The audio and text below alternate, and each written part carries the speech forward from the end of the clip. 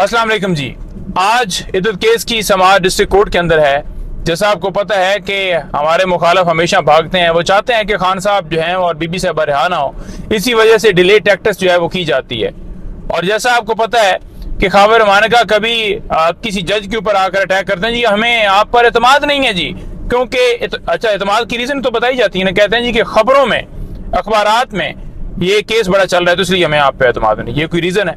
उसके बावजूद जज पीछे हट जाते हैं, नया जज आता है। अब नए जज के सामने बहाना बनाया जा रहा है कि वकील साहब जो है वो बिजी हैं, मसरूफ हैं। एक नीचे दरखास्त दी है जी, मुहर्रम की वजह से मसरूफ हैं, और जो हाई कोर्ट में दरखास्त दी है उसमें कहा है कि जनाब वकील ने ज़ियारत के ऊपर जाना है, 1 महीने का टाइम थोड़ा है, तो लिहाजा 1 महीने से टाइम बढ़ाया जाए हाई कोर्ट में।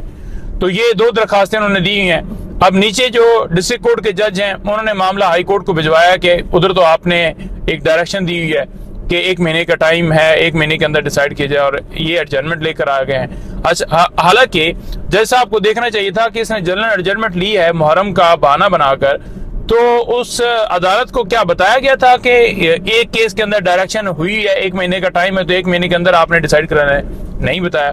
और सेकंड बात यह है कि खबर मानकर कभी आके अदालत में कहता है कि मैंने वकील चेंज कर लिया, तो यहाँ पर वकील जो है वो चेंज नहीं किया जा सकता था, सिर्फ डिले टैक्टिक्स है, शर्म नाम की इनके अंदर कोई चीज नहीं है, गैरत ही नहीं है।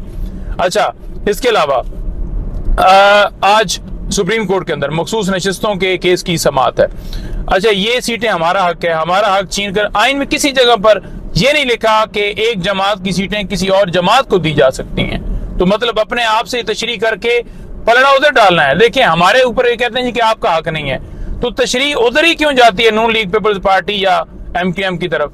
ठीक है, सिर्फ और सिर्फ आपको बताना चाहता हूं कि मुल्क के अंदर जंगल का कानून है, निशाना सिर्फ और सिर्फ इमरान खान है, उनकी पार्टी है, ये 9 मई, ये सारे बहाने हैं, और ये सीटें हमारा हक है।